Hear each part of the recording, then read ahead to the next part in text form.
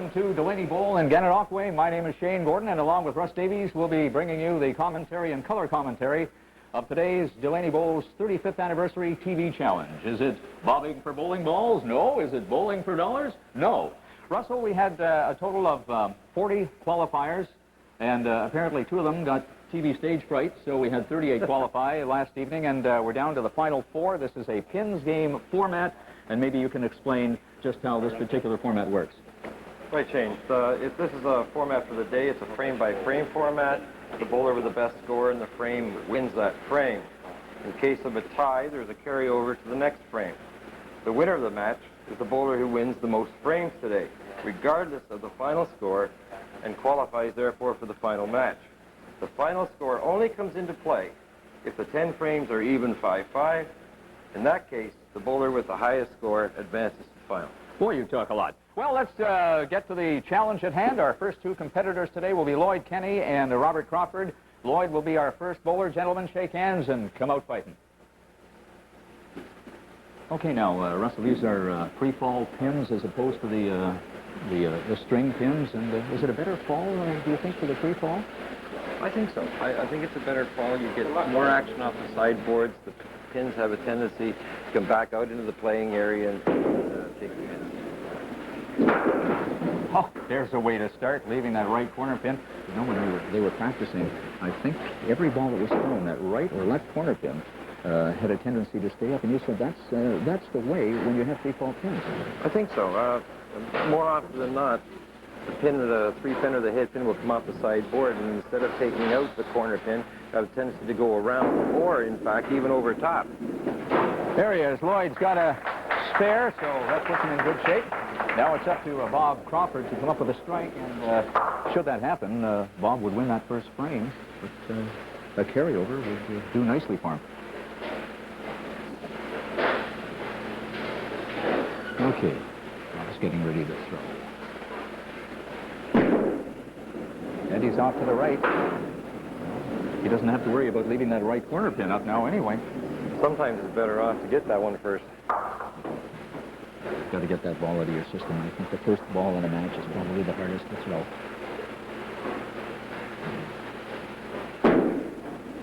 And this one looks good. Oh, little left. So that's going to give Lloyd Kenny frame number 1. First frame.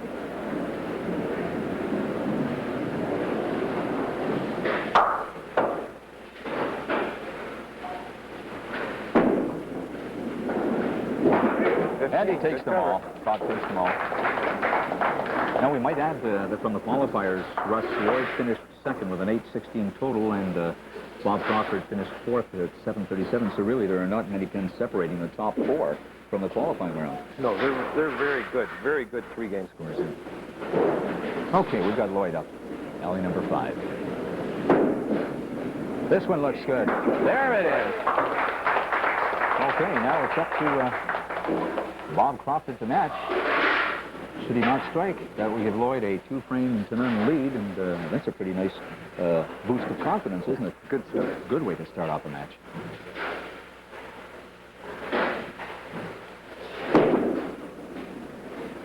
And he knocks the 3 and the 2 on the right.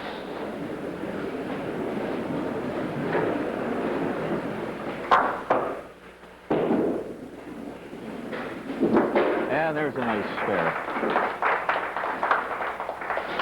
So Lloyd takes frame number 2, and we're on into frame number 3. Now, the winner of this will meet the winner of the next qualifying match. It'll be Mitch Guerra, who topped the evening off of the qualifiers at 8-18, and Warren Williams at 8-2. So again, there's not much separating the 2 there. Oh, this one's to the left. They're alternating one. Watch them.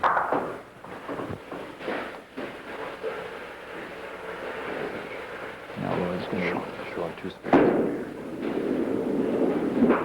Okay. Alternating.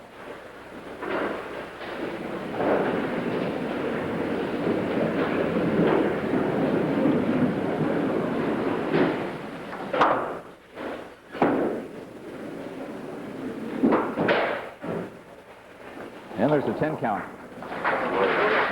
So Lloyd, Bob, there's quite a bit of history to Delaney Bowl and Gananoque, Russ, and following this first game, we're going to get Harry Delaney in, and he'll talk about when the building first opened. I think this goes back to 1937. So a lot of history. Bob takes the 3 and the 2.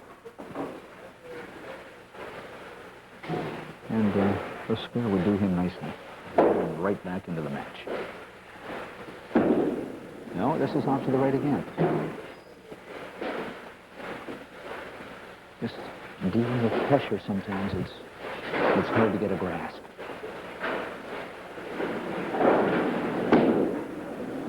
And he pulls out the left corner with a 7 count. So that gives Lloyd another frame, does it not? If your calculations are correct? They're 2 and 1 now. 2 and 1, okay. And Bob's getting set here on alley number 5. And there's a nice cleanup. Nice cleanup. Very deliberate. They don't take much time in setting up and throwing that ball. And of course, you know, maybe taking too much time at the delivery position is sometimes not good, Russ, don't you think? It gives you maybe just too much time to think. Sometimes you get bowlers that need a lot of time and they need to take their time, and other bowlers like to get up and just go. Mm-hmm.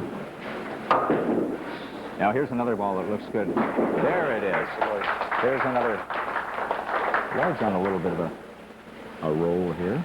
That's our first carryover. Okay, our first carryover.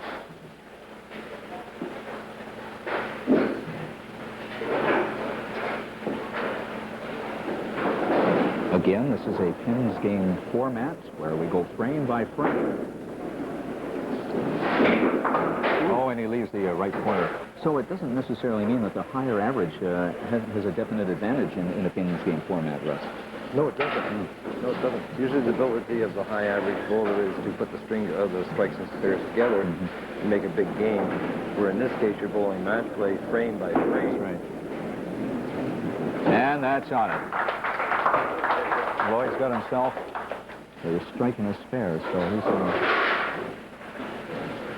a little bit of a tear.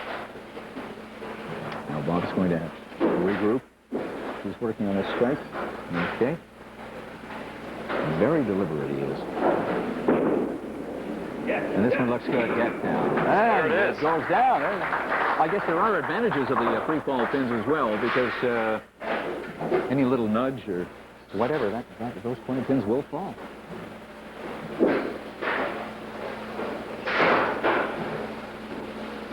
Bob's working on 2 strikes. And this looks off to the left. Yes, he picks the 3-pin.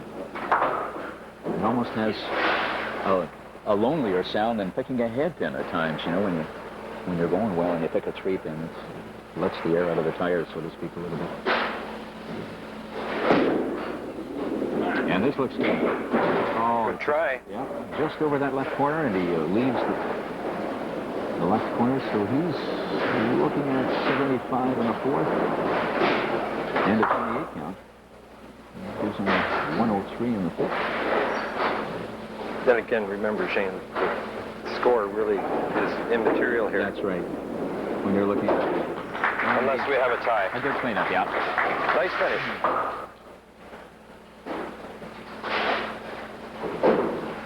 So our bowlers are getting up. Lloyd is going to throw on 6 and then back to number 5. Yeah. Alternating the rallies here.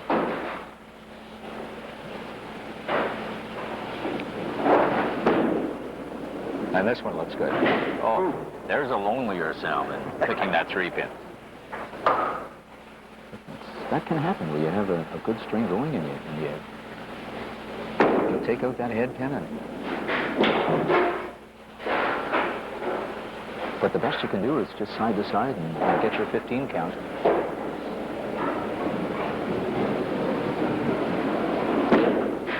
And they say, Russell, that's a good sign of a bowler, a good bowler, is to be able, when you get that head pin, is to pick the sides and make every pin count for yourself. I think so, Shane. Usually the first idea is once you get your approach down and the way you deliver the ball, you want to work on hitting the head pin, because if you don't hit the head pin, you can't get strikes.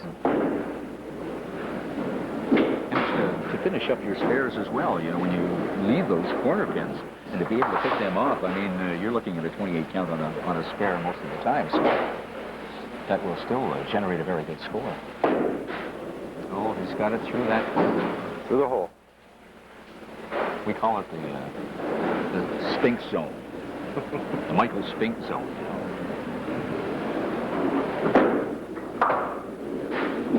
There it is. Okay, there's an 8 count for Lloyd. Tough frame. With a little regrouping, and he'll be back. We have two very good bowlers here. I'm just looking at a high triple that Lloyd was at 945. We're looking at 3 games at 945. This one particular night, they bowled a 320, a 325, and a 300. That is just phenomenal. A lot of bowlers are lucky to throw that in 4 or 5 games, let alone 3. Okay, there's the 3 and 2 gone for Lloyd. And he's got that right part of the alley all locked up. Just get it over a little bit more. I noticed these 2 bowlers, Russell, they do not throw a dominant curve. Those are pretty well going straight. There you go. There's a nice finish. As to opposed to a lot of bowlers we know, we won't mention any names, who throw curves and live and die by the curve. That's about it, too, right. James. You live and die by the curve. Live and die by the curve. And there's Bob. This one looks good. There Right it that is. side. All right. So, where do we stand now? We've started the 8th frame. We stand 2 frames, 3 frames. 4 okay. 4 for Bob. 4 for Bob. Okay. And we're looking 4 5 for Bob. 5. Okay. 5. Commanding lead now. Lloyd's going to have to definitely put something together here. This one looks... Oh, there can't be. Now, is there a chance at all that Lloyd can do anything now in this game? He's behind 5 frames. He can't win this one. Yeah. And he only has 2 left. Okay, so that we're looking at the possibility of Bob Crawford moving on then, Bob Crawford as it going stands to the right now. final. Yeah. With those head pins, as we know all too well, and they're just devastating. Lloyd finishes up with a 10 count, and that gives Bob Crawford another frame. So we're looking at Bob Crawford going up against either Mitch Guerra or Lauren Williams. We're just about set to take to the alleys on game number 2. And there's the right side. He started off like a house on fire and just seems to have lost his concentration a bit. As you were saying, Shane, the hit pins are devastated. Yeah. You're throwing a good ball and you get it down the lane and you just a little high and you pick it out, and they're very difficult to spare. But then also in a lot of circumstances, you find yourself, when you do adjust, sometimes you adjust too much and then you lose the head pin altogether. Well, he didn't lose it there. He took it down. There's a 15 count for Lloyd, but I'm afraid it's a case of a little bit too late. Basically, Bob Crawford now is just going to roll out the next 2 frames, and he does have a commanding lead on Lloyd Kenny. And he's to the right as well. They're very deliberate. There's nothing fancy about the delivery, the stance. They're easy throwers. And I guess it's like the sport of golf, Russell. You don't have to throw the ball hard in order for the pins to fall, or in golf you have to swing hard in order for the ball to go. It's what happens at the end, Shane. That's exactly it. And there's another good-looking ball. There. Bob Crawford is on a roll. And I know that Mitch Guerra and Lauren Williams up next are keeping close eye on Bob. And, of course, you can get down into the psychological warfare, too. One of them will come up to Bob and say, do you exhale or inhale, you know, before you throw a ball? And that'll get you thinking. Or, you know, do you blink when you throw a ball? Or, of course, we shouldn't have Roll with your eyes closed? Yeah, I do. Like some people. We wouldn't mention No, that. we won't mention any names at all. There's a nice ball. And Bob is on a roll. There's no question. There's no question. He's got a very good game going as well. So it really, beyond the third frame, it has not been much of a match. Lloyd Kenny has not been able to get it together after the second frame, and Bob has just gotten stronger. There's another ball, and it goes. Nice finish. Nice finish.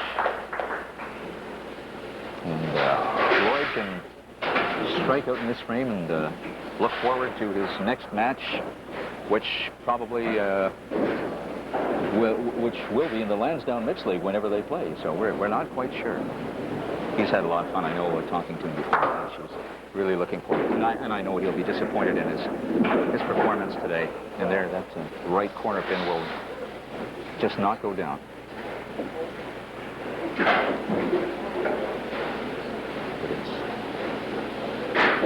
It's a game where, you know, at times you feel good, but just not getting the hits. Nice pair for Lloyd Kenny.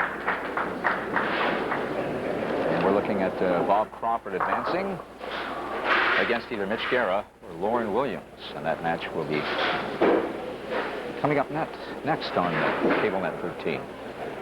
And we'd like to thank the crew of CableNet for being here with us on this 35th anniversary at Delaney Bowl in Gananoque. Oh, there's a set of bedposts. I mean, it's, I guess, an appropriate way to end the match is to how things have been going for Lloyd Kenny and Bob Crawford. So we congratulate Bob Crawford, the winner of the first match with a 238. And he will go on to meet either Mitch Guerra or Lauren Williams, and they will be set to take alleys number 5 and 6 in just a moment. This is the Delaney Bowl 35th Anniversary TV Challenge, live and direct from the Delaney Bowling Alley, downtown Gananoque.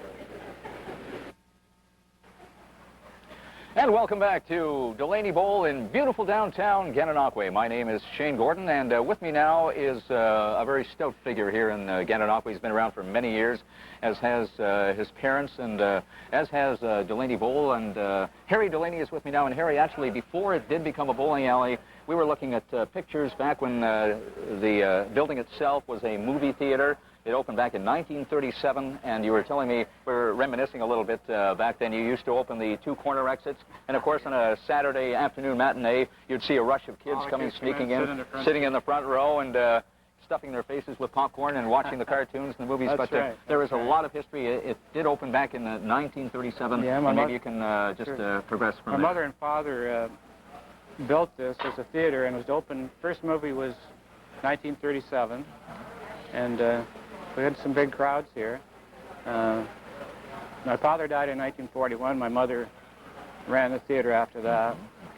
And like you say, there was a lot of kids in here on a Saturday. That's for sure. 400. Now, the bowling alley itself opened at 8 p.m. sharp. Right. Back December the 3rd. December the 3rd, 1960. 1960. Now, did we have the 8 alleys here? Or yes, there were 8 lanes put in. We had to put an addition on the back of 20 feet in order to have regulation lanes and to accommodate the machinery. And December the 3rd was the first evening. And these lanes were built during the summer and fall of 1960. We were looking at, we were scanning one of the front page ads where you had the grand opening of Delaney Bowl back December 3rd, 1960 at 8 p.m. sharp. Yeah, we had the mayor here who cut the ribbon. And, how was the response back in 1960 as compared to how 5-pin bowling is going right now in 1995? Do you find the interest has waned a little bit in 5-pin bowling? Well, I wouldn't say. Perhaps a little bit. I think bowling has a cycle. You know, so many years it might be down a little bit, but then it comes back up again. You were talking a 7-year cycle. Just sort of thinking that maybe that's possible. But bowling is quite, it's Canada's largest participating sport, actually. So you, along with your sons Mark and Robert, are the proprietors of the building now. You have 7 house leagues. You have the YBC, and Yes. things are going strong. We have about 125 kids bowling on Saturday morning, yes, and we're quite busy. Well, Harry, Enough to keep me out of mischief. that's what your sons have been saying, yeah? Right. You haven't been in trouble now for how many years? No. Yeah.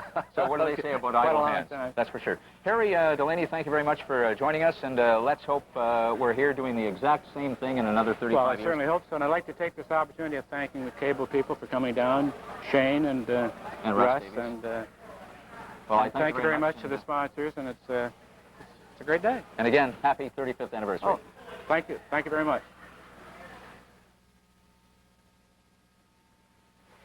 Welcome back, everybody. I'm Shane Gordon, along with Russ Davies. This is the Delaney Bowl's 35th anniversary TV challenge. And we might add that the winner of this, Russell, gets to be seated in the finals in April. And this is strictly a Gananoque House League tournament. Only bowlers who bowl in the Gan House Leagues are eligible, were eligible for the qualifying round. We've had the first semifinal, and a Hawk Bob Crawford prevailed, and he threw a 238 in that first game, and now it's down to either Lauren Williams or Mitch Guerra, and the winner of this match will meet Bob in the finals. Mitch, Lauren, shake hands, and again, gentlemen, come out fighting. We have Lauren Williams with an 8-10 total in the qualifying round, going to throw the first ball, and Mitch Guerra seated first after the qualifying round with an 8-18. Again, Russell, there was not much separating the top 3. For sure, and even the fourth bowler, just a matter of a few pins. Eight pins is not much, Shane. And there's the first delivery from Lauren, and there is a nice way to start. Straight for Lauren Williams. And now, a gentleman who relies a lot on a sweeping curve, but a very fluid motion and excellent balance. Mitch Guerra, who bowls in the Steely's Bay Mixed Tuesday Night League here in Gananoque. And there's a ball that looks good. And there's a nice way to start. We've got a match. We have a carryover right off. Lauren Williams, Mitch Guerra. And now Mitch is going to throw a double here. He's throwing on 5. So the next time that Lauren gets up, he will throw 2 frames as well. Alternate frames, the pins game format, with the winner of each frame counting, and hopefully, oh, there's that dreaded pick. The head pin pick. After a strike. Well, you know one thing, when you pick that head pin, Russell, you definitely are on the pin you should be on. It's a matter of, Shane, of a fraction of an inch. That's all it is. A game of inches. And he takes that left corner. That gives him a 22 count on that strike. And actually, that opens up the door for Lauren. Should he throw a good ball, he'll win that carryover. And unfortunately, you only get 3 balls and not 5. Sometimes we like 5. Oh, Shane. I tell you, sometimes we get those Sometimes we need more than 5. Sometimes, I tell you, we need beach balls just to knock anything over them. Now, Lauren Williams will be up on 6 and then throw his other alternate frame on alley number 5. And, thanking some of the sponsors who've made this particular tournament possible. The Mortgage Center, the Robeson's General Store in Delhi, and Delaney Bowl. Stop, there's that 3-pin. And compliments of Giant Tiger for the top single of the afternoon, Russell. We have this beautiful tee set. And Bob Crawford has a good line on that with a 238 first game. Lots of bowling to come. There's and a pick. So he's looking at a maximum 13 frame here. Still enough to win. Yeah. He needs a pin to win. He needs a pin to win. And our first carryover. And right now, Lauren Williams in the driver's seat. There's a delivery, but does he have it? No, this is straight down the middle.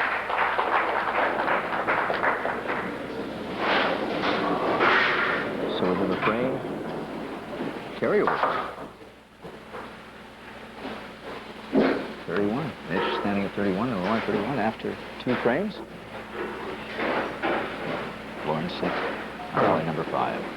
An 8-10 total, highest single ever. 435.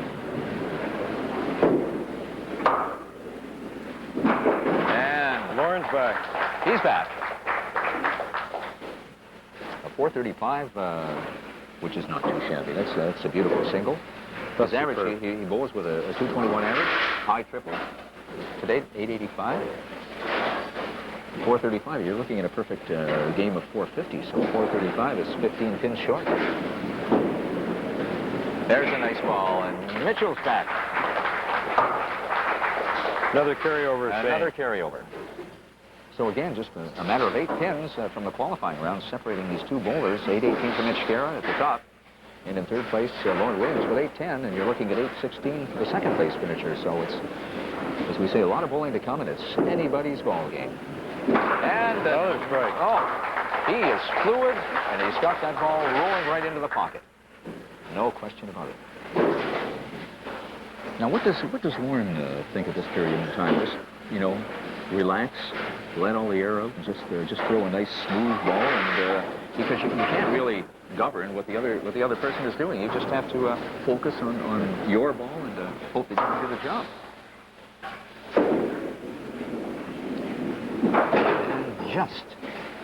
And just missing that head pin by a matter of inches.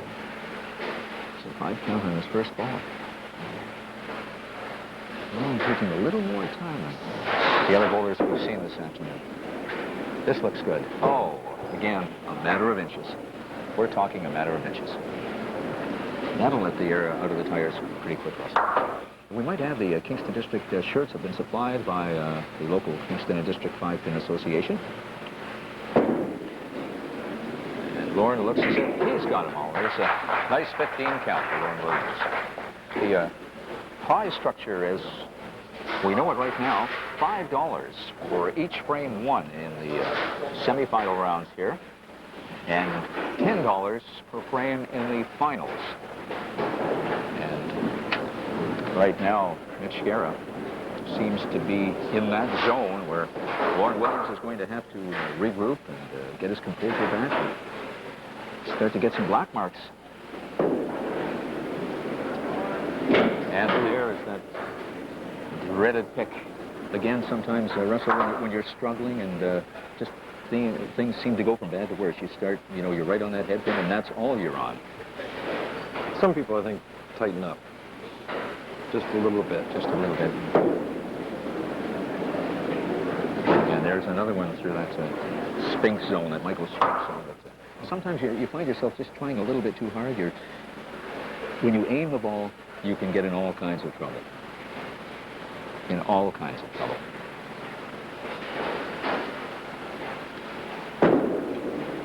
And it looks as if he's got the 3-5 on that right side.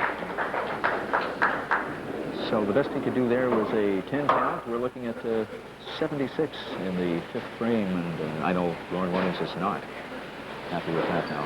Mitch Guerra is on that head pin. 2 strikes. And this is another. Oh, he got a little bit of a break there. That right corner pin was undecided on whether or not to go over. It did. So this presents a possible spare for Mitch. We give him a real good count. He spares this, and he wins the frame. And almost at this point in time, he would take a very commanding lead in this match. Oh, it's not to be. So Lauren Williams is still in it. But you're right, Russell. It is a game of inches. Just ever so close. There's sometimes you think you've got it, and then it'll, for some reason or other, just curve at the last minute. There it is. There's a cleanup for Mitch Guerra, 15 count. But that wins in the frame. So Mitch Guerra right now is taking a commanding lead in this second semifinal match. We have Mitch Guerra, Lauren Williams, and the winner of this match will take on Bob Crawford, who, as you've just seen previously, rolled a 238. And under any circumstances, especially the pressure of being on television and whatnot, this is a very good game. Again, Mitch seems to have demonstrated a little bit of that base bowling, you know, that forces bowling left, right, left, right. So now he's picked the left-hand side. But again, a very definite spare possibility. And it looks like he's on it. He is. There's a nice spare for Mitch Guerra. Again, taking a very commanding lead, even though we're only through frame number 7 Mitch's anyway, and Lauren getting up to bowl frame 7. As we say, Lauren has to regain his composure, and he can't do anything about how Mitch Guerra is bowling. He's got to concentrate on his own and hope that he can start to put some strikes together. Lauren needs a strike. And then again, he's on that right-hand side. Just seems to be rolling that ball off a little bit, just off the tips of his fingers, and just letting it go right, Russell. Seems to be all the way, and this one looks good. This is in the pocket. Oh, bad break. That was a bad break. Again, not only is it a game of inches with the bowling ball, but when the pins are flying around like that, it seems that they fly every which way and just seem to go around that corner pin that's stayed up on the left. So a 15 count is all that Lauren can hope for in this particular frame. He's got it. He's got it. There it is. A 15 count for Lauren. But you're right, Russell. He's got to put something together here, or the game is all over. Mitch Guerra right now looking at 101 in the 5th, and Lauren Williams is looking at 91 in the 6th. So this is almost a do-or-die frame for Lauren, even though there's, we're looking at some frames left. What have we got? 5 frames already for Mitch Guerra? 6? 6 for Mitch already, which means Mitch will advance. Mitch is going to advance. But Lauren's looking to salvage a few frames here. What was we say? Salvage a little respectability. And, again, you come in here, you know you can do it. You're in the right frame of mind. It's like a whole lot of things. You're throwing a good ball, but you just cannot seem to score in. Lauren's been struggling a little bit here this afternoon. Shows the importance, Shane, of winning the carryovers. There you go. And again, a high average does not necessarily mean anything in the Pins game format, because we are going a frame by frame, and it can take anybody to run off a few good frames, and that's it. Oh, there's a 3-pin pick on the right-hand side. Again, as we mentioned before, Russell, you live and die with that curve, and sometimes you can find it just way off that head pin. And then again, you're struggling to find your spot. Oh, good ball. Didn't carry the corner. Seemed to hit that head pin a little bit too thick. Didn't carry him off enough to get that right hand 2-pin. It would have enabled him to get that square. So he's looking at 119 in the 6th, the possible 134. No, there's a 13 count for Mitch, which we're giving a 132. 132 in the 7th. So actually, when you look at it, had this been going just on a game score, this would have opened up the door for Lauren. But of course, no, Mitch is ahead 6 frames to nothing right now. So there's 2-1. There's no way that Lauren can come back. There's the head pin. So what does Mitch have to do now? Now that he's got the match all locked up, he's got to find his spot. He's thinking about the next thing. He's just trying to find that. I think he needs to continue to concentrate on hitting it. Yeah. Because unless you can hit the head pin, you can't get strikes. And the easiest way to win frames is to throw strikes. Mm-hmm. Because that, it's a definite possibility to play your psychic. If you keep hitting that head pin, you start thinking to yourself, my goodness, I'm going to be picking that the next match too. And, that's going to play on your confidence level as well. There's what you have to do. There's a sign of a good bowler. When you pick that head pin, you go right, left, or left, right, and you clean up, and eventually it'll come. The black marks will come. Again, the sign of a good bowler is to be able to clean the left and right sides up after a pick. Just to get those corner pins on spares to make them count. And you keep doing that, you're not going to run into too much trouble at all.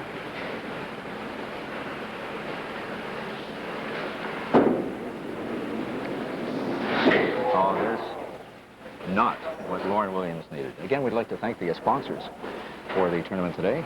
Kentucky Fried Chicken, the Mortgage Center, Robeson's General Store and Deli, Delaney Bowl, and donations as well from Giant Tiger, Burger King, and also the Maple Leaf Restaurant for their cooperation, and all of the volunteers that help with the tournament, and of course CableNet 13 for coming out and making this event possible. That's not what he needed. There's another roll right down that center. I think Lauren knows he's out of the match. And he gets a 10 count. So with 2 frames to roll, we're looking at 121 in the 8th. Mitch Guerra 147 in the 8th. But again, these scores are irrelevant because Mitch Guerra is already up 6 frames to 1. And of course, with 10 frames, you're looking at, Mitch is looking at more than enough to what he needs to advance to the finals against Bob Crawford, who threw a 238 in that first qualifying match. And there's a nice ball for Lauren. Nice ball for Lauren Williams. And I know he's telling himself, asking himself, Russ, where was that when I needed it? Where was that when I needed it? Now, Mitch Guerra getting up there, regaining his composure, and he's saying, okay, let's just get in the zone, let's get in the groove. My next match against Bob, he knows is going to be a tough one, so he's just finding his spot. And there it is, just all over that right corner pin. The right corner pin had a mind of its own and decided to play I'll Show You and just stayed up. Example there, Shane, of where the pin went off the sidewall and went around the corner. But Mitchell, bowling with him in the Wednesday night league is more than capable of using that curve to hit that right corner pin. And of course, as soon as we say that, he throws the ball and just misses it by inches. A very smooth and fluent delivery. And he gets a 15 count. Moving on to frame 10, and this will do it for Mitch Guerra. And following this, he'll be able to sit down, take a little bit of a breather, and concentrate on his next match, the finals against Bob Crawford. So we are looking at a possible,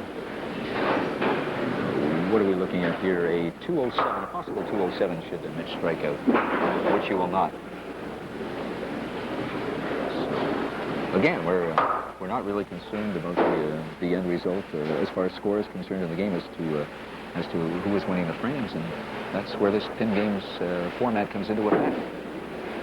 There's a nice spare. But of course, these final balls and these black marks are going to help build his confidence heading into the final game against Bob Crawford. Lauren Williams will just try and regain his composure and give him a little bit of a chance to sit down and ask himself what happened, try and figure out what went wrong. So there's 182 for Mitch Guerra. And to finish off his frame, working on a strike is Lauren Williams, but the game, for all intents and purposes, has been over ever since the 6th frame. I think Lauren would like to finish with a triple, just to show that it's there. It's there. And there's one. Started. There's the first. Of course, the 10th frame. You get to throw all 3 balls. And, he's got a string of 2 strikes going now. Threw an 8-10 in the qualifying round, which is very good. And number 2. It has to be very disappointing to Russell. He's got to be asking himself, where was it when I needed it? And again, as the game wears on, maybe he's just had a tendency to relax a little bit too late, as a matter of fact, because he was on the head pin in the 8th frame and the 9th. And there's another one. And there's a nice count. A nice count. 182 for Mitch Guerra. There you go, and a 209 for Lauren Williams. But then the score is irrelevant. What it means is that Mitch Guerra has picked up 7 frames, and we're looking at 3 for Lauren. So there is $35 now for Mitch, and $15 for Lauren Williams. And from the $5 per frame, we go to the finals with Mitch Guerra and Bob Crawford. $10 per frame, and the finals, Mitch Guerra and Bob Crawford, is coming up in just a moment. You're viewing and listening to the Delaney 35th Anniversary TV Challenge, and we'll be right back with the finals.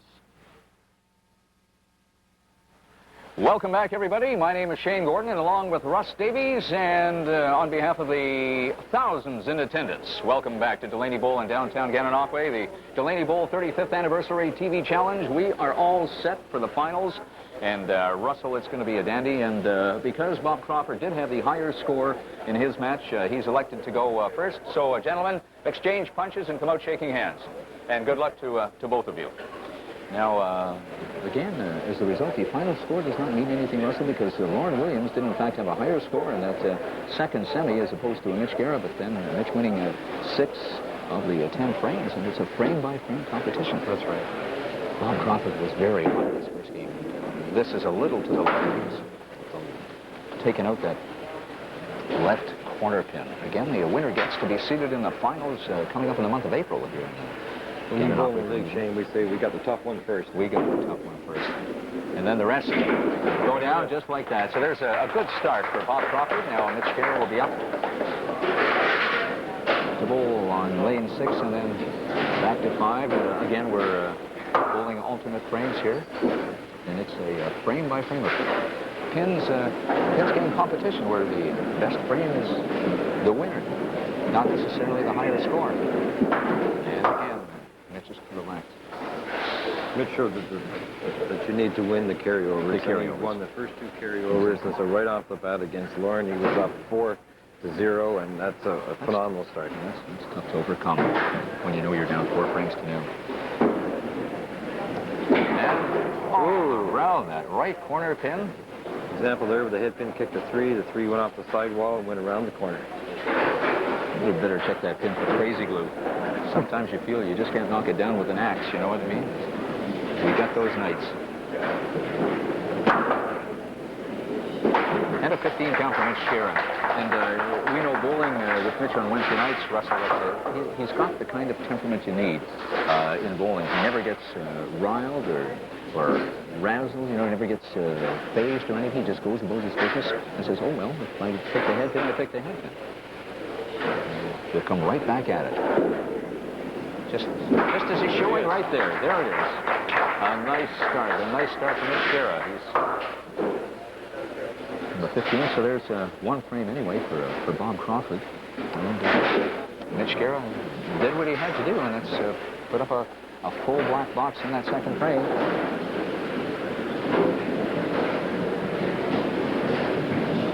Now we're looking at Bob Crawford. Handily took care of Lloyd Kenny in the first semi-final match, winning 8 frames to 2. And this one to the right side. This to the right side. This indeed will give Mitch Guerra frame number 2.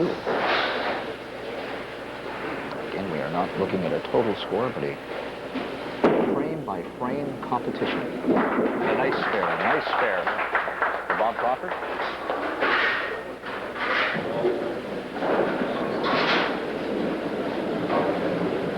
We go 2/3 of a chicken there, Russell. 2/3 of a chicken. 2 spares. 2 spares. 2/3 of a chicken. In bowling jargon. And that's not what Bob Crawford wanted to do. He was a little left of that hit. And again, we're looking at the $10 per frame here in the finals, the Delaney Bowl 35th Anniversary TV Challenge on cable network. Here, no, he's to the right. He's to the right. Again, we're seeing that forces bowling. Left, right, left, right. Bob wants to work himself out of that particular groove. That's not the sort of groove you want to find yourself in when you're bowling the caliber of Mitch Guerra. One never knows, though, because 10 might be enough.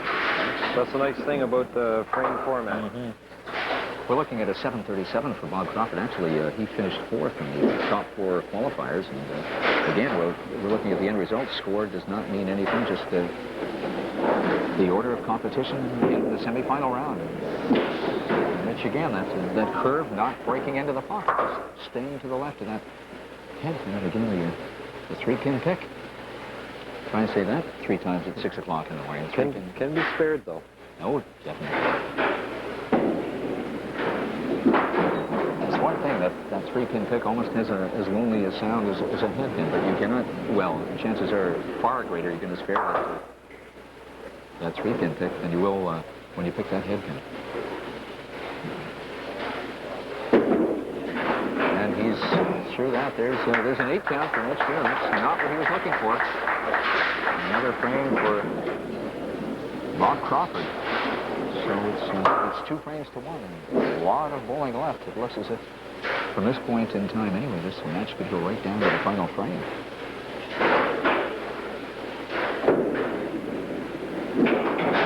All around that right corner pin again, and decided to stay up.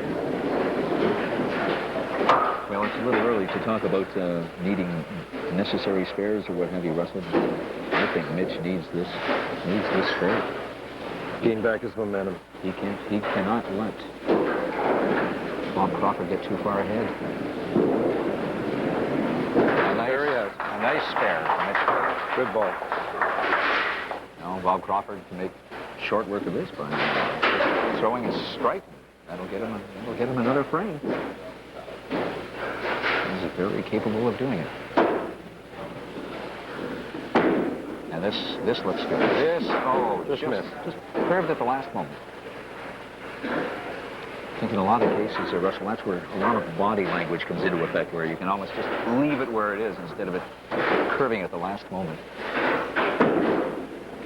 Well, he's out again to the right-hand side. Both bowlers just seem to be having a little bit of a tough go of it. The start of this final TV challenge, the Delaney Bowl 35th anniversary TV challenge. And he's missed it to the right again. Another 10. The 10 was good enough last time change. Right. So, might be good enough again. We're going to find out in very short order. Nope. Bob Crawford bowls and he lands down mixed leg. Current average of 214 with a high single of 353. Now we're even up. There it is. 2 wins each. Bob goes back. Robert. So in that case, Mitch's corner pin spare carried a frame. Yeah. Now they're even up, So 2 we're even. looking 2 frames apiece. Again, there's all kinds of possibilities here, and it looks as if this match is going to go right down to the bottom. Nice ball. Oh, those corner pins just collapsing on the inside. Mitch Garrett.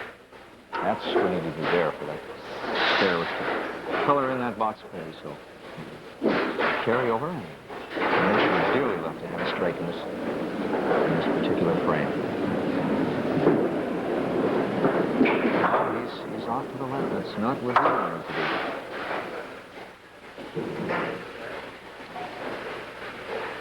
And again, the pins game format, Russell, it's just a frame-by-frame bowl. That's right. Mitch wants to get a spare, forces Bob to get a striker spare. And there it is, in the pot. A nice spare for Mitch Garrett. Bob Crawford sitting on a strike. He knows he can do it. He knows what he has to do because here's another carryover, and both bowlers even at 2 frames apiece. Bob would dearly love to strike here.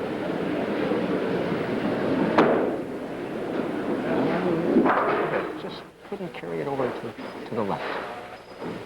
So it knocks the 3 and 2 frames. Spare will give us another carryover. Yeah, and 5 count on this first frame. He wants to make sure he gets this. This looks good. Oh, just could not carry that over.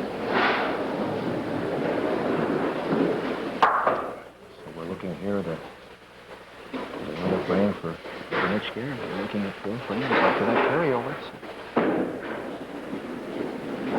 Oh, that's 2 in a row where he was knocking on the head pin at all, Russell, and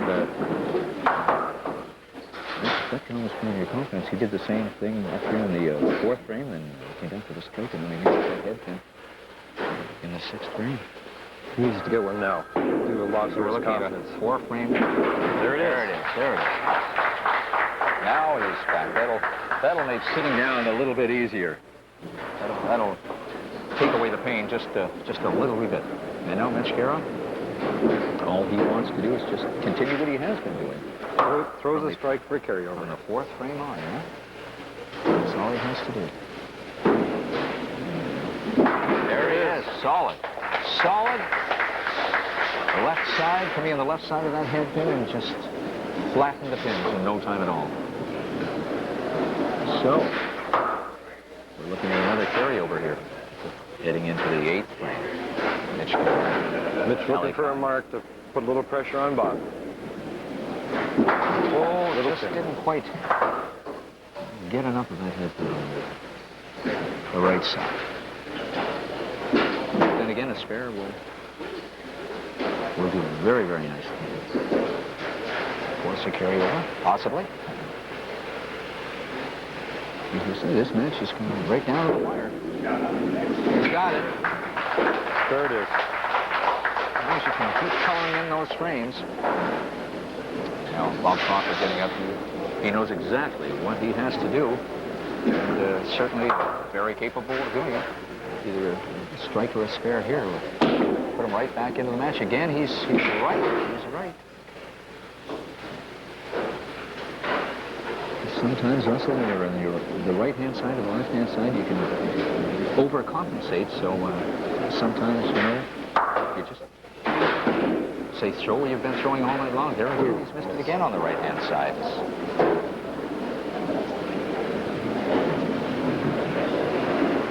Just a matter of throwing that same ball and either putting a little bit of a curve on it, adjusting a board or two. And there he's to the left-hand side. Now, when Bob Crawford wants to. Not at all. So now gives Mitch 6. There, we have a winner. We have a winner in the 8th frame. And Mitch Guerra, 6 frames. And of course, 10 frames. Bob's going to try and do what Lauren did. He's going to try and finish well, win as many frames that he can. Because as we're looking at, and there's a nice strike. We're looking at a $10 prize per frame. So, I mean, Robert's still looking at some spending money here. And as far as the match is concerned, it's all over. Mitch Guerra will advance. He'll be seated in the finals in the month of April here at Delaney Bowl. Oh, right corner pin falls.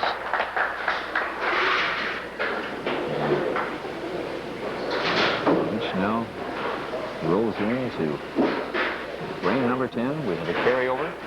So Mitch is looking at $60 anyway on this final game, which is get him to a movie or two. Oh, there's that dreaded 3-pin pick on the left. So he can indeed spare this and then Mitch will move to the right, try and hit the head pin on the right, make the head pin go over and take the corner out. Take the corner out. And that's exactly what he's done. A good hit. Mitchell thinking he was over and done, but he's got one more ball left. And that striker just put him right up there. We're looking at a possible 256 outcome for Mitch here. A very respectable game indeed. And there it is. Again, all over that right corner pin, but a very good score. We're looking at 254. Very good game for Mitch Guerra, the winner of the Delaney Bowl 35th Anniversary TV Challenge. But right now, Bob Crawford looking for a little bit more spending money and, of course, a little respectability to finish off the match. There it is. One solid hit for Bob Crawford. Again, a case of little, striker spare. A little bit too late. Too little, too late. Striker spare will give him the frames. In frame number 10, we were looking at a carryover. And there it is. This looks like it's on the money. Indeed. Look, there it is. And it's over. Again, Bob Crawford has to be asking himself, where was this? And, frame number 4 and frame number 5. It was frame number 8 that Mitch Guerra had the match all sewn up. And again, another strike will give Bob Crawford a very nice finish, but he's got the 35. Nice finish. 35. 80 pin count, last 2 frames, Shane. Good finish. We're looking at A 2:02 game for Bob Crawford after throwing a 238 in the final, but the eventual winner is Mitch Guerra, 6 frames to 4, and the winner of the Delaney Bowl's 35th anniversary TV challenge. We congratulate Mitch Guerra, and as the result of having the high single with a 254, wins this beautiful tee set. Compliments to the good folks at Giant Tiger. Again, we'd like to thank our sponsors for this 35th anniversary TV challenge. We would like to thank the Mortgage Center, among others, Delaney Bowl, Robeson's General Store in Delhi, and the other people who have donated, Burger King, and also Maple Leaf Restaurant for the cooperation, the volunteers that helped with the tournament, and of course CableNet 13 for coming out. And on behalf of myself, Shane Gordon, and Russ Davies, we'd like to thank you, and congratulations again to the eventual winner, Mitch Guerra of the Gananoque Club, who bowls in the Tuesday night mixed league. And again, Mitch will slide into the finals in the month of April. Again, we thank you for being with us. Happy bowling.